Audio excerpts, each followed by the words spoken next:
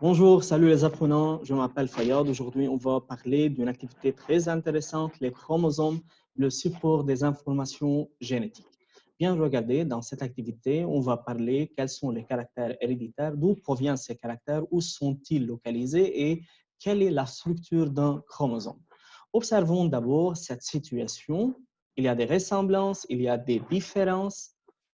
Ce petit enfant, il s'agit d'un garçon, il a la couleur de peau brun foncé et encore les cheveux sont noirs. Ses cheveux sont frisés avec des yeux noirs.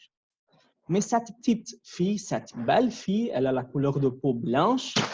Comme vous voyez, les cheveux sont châtains et encore elles sont raides et elle a les yeux bleus. Donc, comme vous voyez, tous les êtres vivants, ils ont des caractères spécifiques communs lorsqu'on parle des êtres vivants.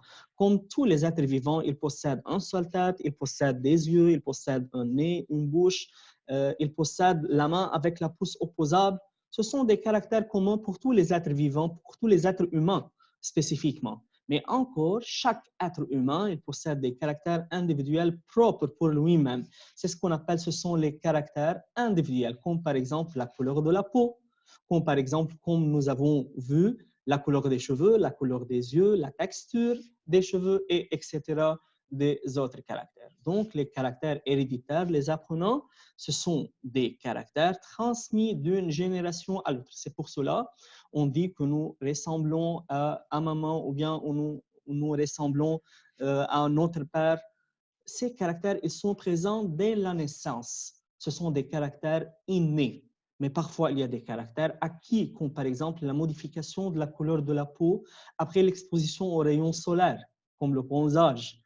Parfois, la variation, la modification de la musculature après le sport et après les activités physiques intenses. Ce sont des caractères acquis. Mais dans notre activité aujourd'hui, on va parler des caractères innés. Bien, ce sont les caractères héréditaires. Regardons. On parle maintenant de la cellule qui est l'unité du vivant. Malgré que toutes les cellules possèdent parfois des points différents, mais encore toutes les cellules animales, ce sont les cellules de l'être vivant, de l'homme, elles possèdent des points communs et des structures communes. Cette membrane qui délimite le cytoplasme s'appelle la membrane cytoplasmique et au centre, il se trouve le noyau. Entre la membrane cytoplasmique et le noyau se trouve le cytoplasme. Et à l'intérieur du noyau, il existe les filaments qui sont visibles seulement au moment de la division. C'est ce qu'on appelle les chromosomes. Donc, comme bilan, le noyau de chaque cellule contient des chromosomes, mais faites attention, sauf les globules rouges. Les globules rouges, comme vous savez, ce sont des cellules sans noyau. Donc, lorsqu'on dit que toutes les cellules, mais à l'exception des globules rouges. OK? Bien, le chromosome comme structure, il est constitué de deux chromatides. Et ces deux chromatides sont attachés à l'aide d'un centromère. C'est le centromère ici. Et encore, il y a un bras qui est le bras court et un autre bras qui est le bras long. Et sur chaque bras, il existe ces bandes, comme vous voyez dans cet exemple. Ce sont les gènes. Et notamment, chaque gène est responsable de la détermination d'un seul caractère héréditaire. Par exemple, ce gène, par exemple, détermine, laissons dire, le groupe sanguin A, B, etc.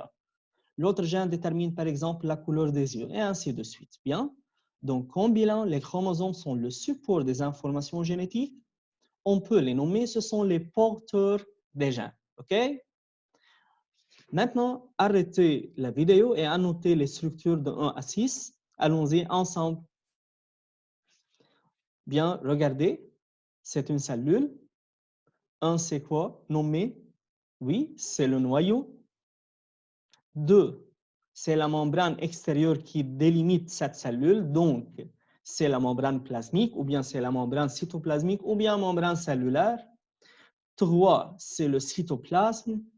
4, ce sont les deux chromatides. Et comme dit déjà, ces deux chromatides sont attachés par un centromère, donc 5, c'est le centromère. Et à la fin, les chromosomes, on dit, sont les porteurs de gènes. Alors, à la fin, 6, ce sont les gènes. OK?